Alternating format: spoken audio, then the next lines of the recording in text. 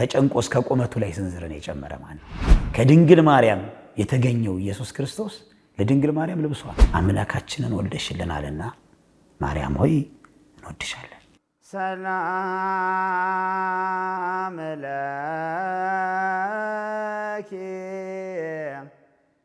እንዘንሰ በማቴዎስ ወንጌል ምዕራፍ 6 እንደምንመለከተው የሰማይ ወፎችን ተመልከቱ፣ አይዘሩም አያጭዱ፣ የሰማይ አባታቸው ግን ይመግባቸዋል። ቁጥር 28 ላይ ደግሞ ሄድና የምድር አበቦችን ተመልከቱ፣ ስለ ልብሳቸው አያስቡ፣ ስለ ልብሳቸው አይጨነቁ፣ ስለ ልብሳቸው አይደክሙ፣ የሰማይ አባታቸው ያለብሳቸዋልና። አበባው ራሱ አበባው ፈንድቆ ለራሳቸው ልብስ ይሆናቸዋል። ለዚህ ነው አትጨነቁ የሚል ቃል ያለበት በተደጋጋሚ ማቴዎስ ወንጌል ምዕራፍ 6። የምድርን አበባ እየተመለከተ ሰው፣ የሰማይ ወፍን እየተመለከተ ሰው ለምድራዊ ነገር እየተጨነቀ መኖር የለበትም። ቤት የለኝም፣ የምነዳው መኪና የለኝም፣ የምኖርበት እንደዚህ የለኝም፣ ገንዘብም አልቆብኛል፣ ገንዘብ የለኝም እያለ ሰው መጨነቅ የለበትም። ለዚህ ነው ሲሳየነ ዘለለ ዕለትነ፣ የዕለት እንጀራችንን ስጠን ብለን እንድንማጽን እግዚአብሔር ያስተማረን ማለት ነው። ስንጸልይ የዕለት ምግባችን የዕለት እንጀራችንን እያለን እንጂ ስለ ነገ በማሰብ የምንጨነቅ ልብስ የለንም እንደዚህ የለንም እያለን የምንጨነቅ ሰዎች መሆን የለብንም። እግዚአብሔር እኛን ለጭንቀት አልፈጠረንም። እግዚአብሔርን የያዘ ድንግል ማርያምን የያዘ ሰው ከጭንቀት ነፃ ነው። ለዚህ ነው አበባዋን ድንግል ማርያምን እያሰበ አበባን እንኳን አበባዋን ድንግል ማርያምን አስቦ የምድር አበባን እንኳን ተመልክቶ ሰው ከጭንቀት ነፃ ይወጣል። እኒህ አበቦች ማን ነው እንዲህ የሚያደርጋቸው? ማን ነው እንዲህ እንዲፈነድቁ እንዲዋቡ እንዲያጌጡ የሚያደርጋቸው እንዲያምሩ የሚያደርጋቸው? እግዚአብሔር አይደለምን? አምላካችን አይደለምን? አያችሁ፣ ይህን የተመለከተ ሰው ታዲያ እንዴት ይጨነቃል? እንዴት ይጨነቃል? ለዚህ ነው የሚያስጨንቃችሁን በእኔ ላይ ጣሉት ብሎ የተናገረው ኢየሱስ ክርስቶስ። ስለዚህ የሚጨነቅ ሰው ከምድር አበባ መማር አለበት ማለት ነው። ያኔ ጭንቀቱ ይቀርለታል። ለምን ያስጨንቀኛል? እውነትም እኮ ዝቅ ብዬ የምድርን አበባ ከፍ ብዬ የሚበሩ አዋፋትን መመልከት አለብኝ እኮ። የሚበሩ አዋፋት እኮ የራሳቸው ቤት የተሰራ በጅብሰም የተለሰነ ቤት የላቸው። አያቸው። እግዚአብሔር ግን በራሳቸው ጎጆን እንዲሰሩ አድርጎ ያኖራቸዋል። በሰማይ እየበረሩ እንዲኖሩ ያደርጋቸዋል። ምግባቸውንም እንደዚሁ ይሰጣቸዋል። ስለዚህ አትጨነቁ አለ ኢየሱስ ክርስቶስ። ተጨንቆ እስከ ቁመቱ ላይ ስንዝርን የጨመረ ማን ነው? ስለዚህ መጨነቅ የለብንም ማለት ነው። እግዚአብሔርን የያዘ ሰው አይጨነቅም። ድንግል ማርያምን የያዘ ሰው አይጨነቅም። የሚጨንቀን እኮ እምነት ስለሌለን ነው። እምነት ያለው ሰው እንዴት ይጨነቃል? ክርስቶስን ተስፋ የሚያደርግ ሰው እንዴት ይጨነቃል? የበረከትን አባት እግዚአብሔርን የያዘ የበረከትን እናት ድንግል ማርያምን የያዘ እንዴት ይጨነቃል? አንተ አቡነ ወአንተ እምነ ብሎ ቅዱስ ያሬድ የተናገረለት አንተ አባታችንም እናታችንም ነህ፣ እንደገና ደግሞ እናት ትሆናችሁ ብለህ ድንግል ማርያምን ሰጠህ። ታዲያ ኢየሱስ ክርስቶስ አባቱ ያደረገ ድንግል ማርያምን እናቱ ያደረገ እንዴት ይጨነቃል? የምድርን አበቦች እንመልከት እንጂ ለምን እንጨነቃለን? አያችሁ፣ የምድር አበቦች ከራሳቸው የፈነደቀው አበባ ለራሳቸው ልብስ እንደሚሆናቸው ከድንግል ማርያም የተገኘው ኢየሱስ ክርስቶስ ለድንግል ማርያም ልብሷ ነው። ለድንግል ማርያም ልብሷ ማን ነው ቢባል ኢየሱስ ክርስቶስ ልጇ ነው። ለእሷ ጌጧ፣ ለእሷ ውበቷ ኢየሱስ ክርስቶስ ነው። አልተጨነቀችም። ለእግሮቿ ለጆሮዎቿ ሌላ ጌጣጌጥን ለማድረግ፣ ለዓይኖቿ ኩልን ለመኳል፣ ምድራዊ ነገሩን ለመጠቀም አልጓጓችም እመቤታችን ቅድስት ድንግል ማርያም። ለምን? በሚጠፋው በሚረግፈው ሳይሆን በማይጠፋው ውበት የተዋበች በልጇ ያጌጠች እመቤታችን ቅድስት ድንግል ማርያም ናት። በጌጧ የተዋበች። ስለዚህ ልጇ ራሱ ጌጧ የሆነላት ናት እመቤታችን ቅድስት ድንግል ማርያም። ለዚህ ነው የዮሐንስ ራእይ ምዕራፍ 12 ከቁጥር 1 ጀምሮ ስትመለከቱ እነሆ በሰማይ ታላቅ ምልክት ታየ ይላል። ፀሐይን ተጎናጽፋ አያችሁ ጨረቃን ተጫንታ እንደገና ደግሞ በራሷ ላይ 12 ከዋክብትን አክሊል አድርጋ አንዲት ሴትን አየሁ ብሎ ይናገራል የመጽሐፍ ቅዱስ የትንቢት ክፍል በመባል የሚታወቀው በአዲስ ኪዳን ዮሐንስ ራእይ። ፀሐይን ተጎናጽፋ ማለት ፀሐይ ጽድቅ ኢየሱስ ክርስቶስ ነው። ፀሐይ የተባለው ኢየሱስ ክርስቶስን ለብሳ ማለት ነው። ለዚህ ነው ክርስቶስን ልበሱት እያለ ሐዋርያው የተናገረው። እኛ ስንጠመቅ ክርስቶስን እንለብሰዋለን። ልብሳችን ያኔ ክርስቶስ ይሆናል ማለት ነው። እንዲህ ዛሬ የምንለብሰው ልብስ ሸሚዙ፣ ቲሸርቱ፣ ሱሪው፣ ጃኬቱ የኃጢአት ውጤት ነው እንጂ ልብሳችን እኮ የብርሃን ነበረ። ጸበለስን በልተን ያልተፈቀደልንን በልተን እኮ ነው ከጸጋ ተራቁተን ብርሃናችን የተገፈፈው እንጂ እኛማ ልብሳችን ብርሃን ነው። አሁን ብርሃኑን ለመልበስ ስንመጣ ራቁታችንን መጣን፣ ስንቀበር ራቁታችንን ሄድና ነገር ግን ነፍሳችን ብርሃንን ለብሳ ብርሃን ተጎናጽፋ በኋላም ደግሞ የማይፈርስና የማይበሰብስ ማንነት ይዘን ስንነሳ በዳግም ምጽአት ብርሃን ተጎናጽፈን ብርሃን ለብሰን ከብርሃናዊ መላእክት ጋር ብርሃን ኢየሱስ ክርስቶስን እያመሰገንን ለዘላለም እንድንኖር ነው የተፈጠርነው። ፀሐይ ጽድቅ አያችሁ፣ ፀሐይን ተጎናጽፋ ማለት ፀሐይ ኢየሱስ ክርስቶስ ልጇን ለብሳ ማለት ነው።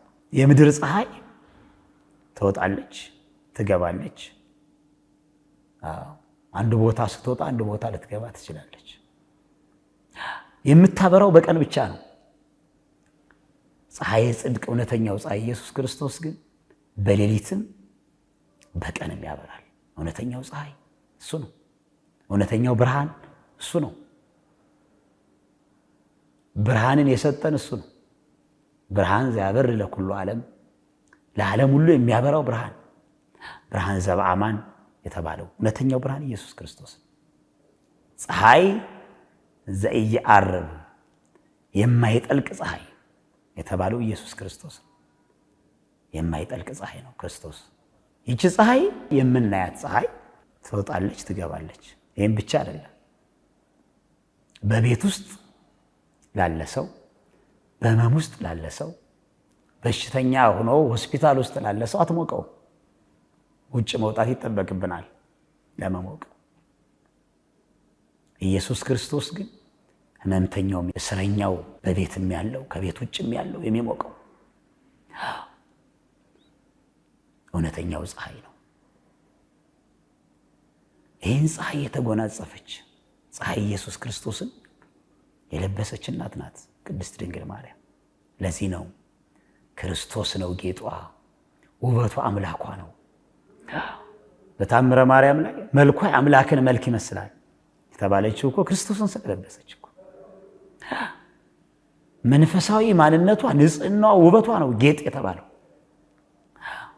ውበቷ የአምላክን መልክ ይመስላል፣ የልጇን መልክ ይመስላል። ልጇ ብርሃን ነው፣ እሷም የብርሃን እናት ናት። ልጇ ፀሐይ ነው፣ እሷም የፀሐይ እናት ናት። ልጇ ቅዱስ ነው፣ እሷም ቅድስት ናት። ልጇ ንጹህ ነው፣ እሷም ንጽሕት ናት። ልጇ የበረከት አባት ነው፣ እሷም ደግሞ የበረከት እናት ናት። አያችሁ፣ ፈጣሪን ልጄ በላይ የምትጠራ የበረከት እናት ቅድስት ድንግል ማርያም ናት። ፀሐይን ተጎናጽፋ ክርስቶስን ለብሳ፣ ፀሐይ ጽድቅን ለብሳ፣ እውነተኛው ብርሃንን ለብሳ፣ ለዓለም ሁሉ የሚያበራውን እውነተኛውን ብርሃን ለብሳ፣ ጨለማ የማይገርደውን እውነተኛውን ብርሃን ለብሳ፣ ጨለማ የሌለበት ብርሃን ተጎናጽፎ ብርሃንን ለብሶ ለእኛ ብርሃንን የሚያለብሰን ኢየሱስ ክርስቶስ ለፀሐይ እንኳን ለራሷ ብርሃንን የሰጣት ካለው ከራሱ ብርሃን ለፀሐይ ብርሃንን የሰጠ ለጨረቃም ለከዋክብትም ብርሃንን የለገሳቸው እርሱ የብርሃናት ጌታ ኢየሱስ ክርስቶስ። ለዛም እኮ ነው ፀሐይ ራሱ አንተ ነህ ፀሐይ ነው የምትለው። ፀሐይ አንተ ነህ እውነተኛው ፀሐይ። እኔማ እበራለሁ፣ ደምቃለሁ፣ ጨልማለሁ፣ መፈራረቅ አለብኝ፣ በኋላም አልፋለሁ። ለዛም እኮ ነው ጌታችን መድኃኒታችን ኢየሱስ ክርስቶስ በዕለተ ዓርብ ሲሰቀል ፀሐይ ጸልመ ወወር ደመ ኮነ ወከዋክብት ወድቁ ፍጡነ ከመ ኢይርአዩ ርቃኖ ለዘአልበሶሙ ብርሃነ። እውነተኛውን ብርሃን ያለበሳቸውን ጌታ ርቃኑን አላሳይም ብለው ፀሐይ ያኔ ብርሃኗን የከለከለችው፣ ጨረቃም ደም የለበሰችው፣ ከዋክብት ፈጥነው የወደቁት ወደ ምድር ብርሃናችን አንተ ተሰቀልክ ሲሉ ነው። ለእኛ ብርሃን የሰጠን ጌታ እኛ ስንሰቅለው፣ እኛ ስንጨክንበት ሰዎች ግዑዛን የምንላቸው ፍጥረታት፣ ሕይወት የሌላቸው ገነት የማይገቡት ፍጥረታት ግን የብርሃን ጌታችን አንተ ነህ። የፈጠርከው ሰው ጨክኖ ቢሰቅልህም የፈጠርከን እኛ ብርሃናት ግን አንተ እርቃን አናሳይም ብለው ብርሃናቸውን የከለከሉት። ስለዚህ ፀሐይ እንኳን ብትጠየቅ ብርሃኔ እሱ ነው ብላ ተመሰክራለች። እኛንን ስለ ክርስቶስ ለመመስከር የምንቸገረው፣ ስለ ድንግል ማርያም ለመናገር የምንዘገየው፣ የምናፍረው። እመቤታችን የምንጠራው እኮ ከልጇ ጋር አንድ እንድንሆን ነው። ከልጇ እንድንለያይ አይደለም፣ ከልጇ ጋር አንድ እንድንሆን ነው። እሷን አማልጅን ፀሐይን የለበስሽ የፀሐይ እናቱ እያለን የምንማጸናት ለዚህ። እሷን መማጸን ትልቅ በረከት ያስገኛል፣ መታደልም ነው ለእኛ ለኃጢአተኞች። መፍቀዱ ራሱ እኮ የሚደንቅ ነው። መጥራት በማይገባን በእኛ አንደበት ስሟን እንድንጠራ መፍቀዱ፣ የእሱንም ስም እንድንጠራ መፍቀዱ እኮ እግዚአብሔር በእውነት ቸር ነው። ስለ ቸርነቱ ክብር ምስጋና ይድረሰው አምላካችን። ለዚህ ነው ጨረቃን ተጫምታ 12 ከዋክብትን አክሊል ያደረገች ማለት 12 ሐዋርያት ጌጧ ያደረገች ማለት ነው። አያችሁ፣ 12 ሐዋርያት ለእመቤታችን ጌጦቿ ናቸው። እመቤታችን ለነሱ ደግሞ እንደገና ጌጣቸው ናት። ክብራቸው፣ ሞገሳቸው፣ አክሊላቸው፣ ትምክህታቸው፣ በረከታቸው እመቤታችን ቅድስት ድንግል ማርያም ናት። ለዚህ ነው ፀሐይን ተጎናጽፋ ጨረቃን ተጫምታ 12 ከዋክብትን አክሊል ያደረገች አንዲት ሴትን አየሁ ያላት። ይቺ የተቀደሰች የተከበረች ለእናቷ አንዲት የሆነች በብዙ ልመና በስለት የተገኘች የስለት ልጅ መቅደስ ያደገች ኃጢአትን የማታቅ የበረከት እናት፣ ርኩሰትን የማታቅ የበረከት እናት፣ ንጽሕት የሆነች በድንጋሌ ስጋ በድንጋሌ ነፍስ ህትምት የሆነች በረከተ ስጋን በረከተ ነፍስን የምታሰጥ እመቤታችን ቅድስት ድንግል ማርያም በረከታችን ናት። ስለዚህ አበባ ከራሱ አበባ ፈንድቆ ለራሱ ልብስ እንደሚሆን ለእመቤታችንም ልብሷ ከራሷ የተገኘው መድኃኒታችን ኢየሱስ ክርስቶስ። ሌላው ንቦች አበባን ይቀስሙና የማር ወለላን ያዘጋጃሉ።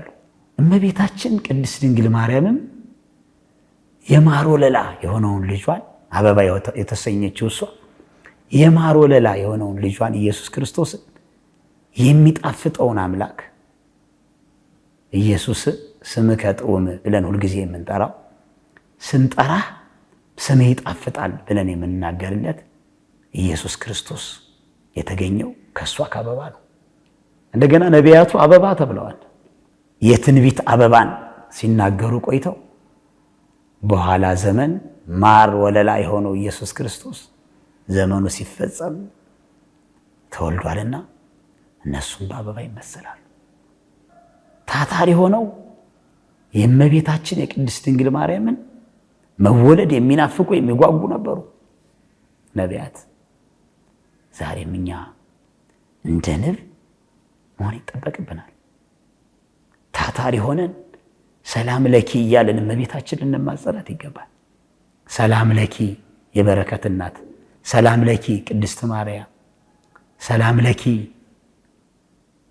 እመብርሃን የአምላክ እናት፣ የሁሉ መመኪያ ሰላም ለኪ የነቢያት ሀገራቸው ሀገሮሙ ለነቢያት ተብለሽ የተጠራሽ የቅዱሳን መመኪያቸው የደናግል መመኪያ የሁላችን አክሊል እመቤታችን ሆይ ሰላም ለኪ እያለን እንማጸናት። ታታሪ ንብ እንሆን። ታታሪ ንብ ስንሆን አበባዋን ድንግል ማርያምን እንቀስማለን። ከዛ ፍሬው ኢየሱስ ክርስቶስ በልቦናችን ያርፋል። እሷ ምድርም አበባም ናት። እሷ ምድር ስትሆን እሷ አበባ ነው። እሷ አበባ ስትሆን እሱ ፍሬ ነው። ስለዚህ እመቤታችንን ምድርም አበባም እያልን ስናመሰግናት ጌታችንን ደግሞ አበባም ፍሬም እያልን እናመሰግነዋለን። ለዛ ነው ቡሩክ ፍሬ ከርስኪ የማኅፀንሽ ፍሬ የተባረከ ነው ቡሩክ ነው እያልን የምናመሰግናት። ስለዚህ እሷም ቡሩክት ናት ማለት ነው። የተባረከው ኢየሱስ ክርስቶስ ውስጧ አለ ማለት የተባረከች ስለሆነች ነው የተባረከውን የወለደችው። ስለዚህ እመቤታችን ቅድስት ድንግል ማርያም ቡርክት አንቲ እምአንስት ከሴቶች ሁሉ ተለይተሽ የተባረክሽ ንጽሕት በረከታችን ትምክህታችን እናታችን የዋሂት ርግብ ርሪት ርግብ እንላታለን። አያችሁ የምድር አበባ እመቤታችን ቅድስት ድንግል ማርያም በአበባ ተመሰለች ስንል ምሳሌነት እንጂ ምሳሌ ዘያጽጽ ነው፣ ጎደሎ ምሳሌ ነው። ምክንያቱም የምድር አበባ ይረግፋል፣ ወቅት ይገድበዋል። እመቤታችን ግን የማትረግፍ አበባ ናት። የማትረግፊ አበባ ማርያም አንቺ ነሽ እያልን እናመስግናት። የማትረግፊ አበባ በወቅት የማትገደቢ በዚህ ጊዜ ታበቢያለሽ፣ በዚህ ጊዜ ደግሞ ትረግፊያለሽ የማትባይ አበባ አንቺ ነሽ። አያችሁ አበባው ኢየሱስ ክርስቶስን የማይረግፈውን አበባ ወልደሽልናልና የማትረግፊ ያደረገሽ እሱ ነው። ፍሬን ወልደሽልናልና ፍሬ ኢየሱስ ክርስቶስን ያስገኘሽልን አንቺ ነሽ። ስለዚህ የማትረግፊ አበባ ያደረገሽ ልጅሽ ኢየሱስ ክርስቶስ ነው። ሌላ ሀብት የለሽም እኮ አንቺ፣ ሌላ ርስት የለሽም። ርስትሽ ኢየሱስ ክርስቶስ፣ ርስትሽ ልጅሽ ነው። ሀብትሽ ልጅሽ ነው። ሀብትሽን ልጅሽ ያደረግሽ አንቺ ነሽ። እኛ እኮ የሰማዩ ርስት ልቦናችን ስላልተቀረጸ ነው ስለ ምድር ርስት የምንጨቃጭቅ፣ ስለ ምድር ሀብት የምንንገላታው። ይሄ እኔ ካልሆነ ይሄ እኔ ካልሆነ የምንለው ስለ ምድር ብቻ ስለምንጓጉ የላይኛውን ስለማናስብ እኮ። ፊልጵስዩስ 3:2 ላይ እንደተነገረው የላይኛውን አስቡ የምድራዊውን አይደለም። ቅዱስ ጳውሎስ እንዳለው እኮ ብንኖር የላይኛውን የሚያስብ ሰው እኮ ምስጉን ነው። የላይኛውን ያሰበ እኮ የታችኛው ይጨመርለታል። የላይኛውን ያሰበ ሰው መጀመሪያ መንግስቱን ጽድቁን የፈለገ ሰው የምድር እኮ ዳረጎት ነው፣ ለዳረጎት ይጨመርልናል። እግዚአብሔር ደግሞ ሊሰጥ የታመነ ነው፣ በሁሉም ሊባርከን የታመነ ነው። ቅድሜ የሰማዩን ከፍ ያለውን ካሰብን ዝቅ ያለውን የምድሩን ሊሰጠንማ እንዴት አይችልም? ይችላል እንጂ። ትንኝን እንኳን የማይንቃት እግዚአብሔር እኮ ነው። ለእኛማ ታዲያ ባሪያው በመልኩ ለፈጠረን ሰዎች እንዴት አያደርግልን? አበባ መዓዛ አለው። እመቤታችን ቅድስት ድንግል ማርያም መዓዛ አላት። አያችሁ መዓዛዋ ያውዳል። መዓዛ አፉሃ ከመኮል መዓዛዋ የተለየ ነው። የመንፈስ ቅዱስ መዓዛ፣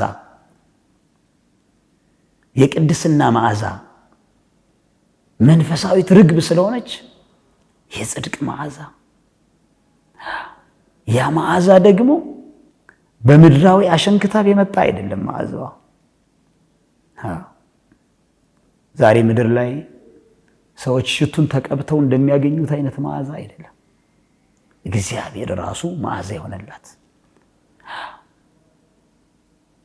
ልጇ መዓዛው ይጣፍጣልና መዓዛው ያውዳልና መልካም መዓዛ ስላለው እናቱም ቅድስት ድንግል ማርያምንም መልካም መዓዛ ያደረጋት እሱ ነው። ለዚህ ነው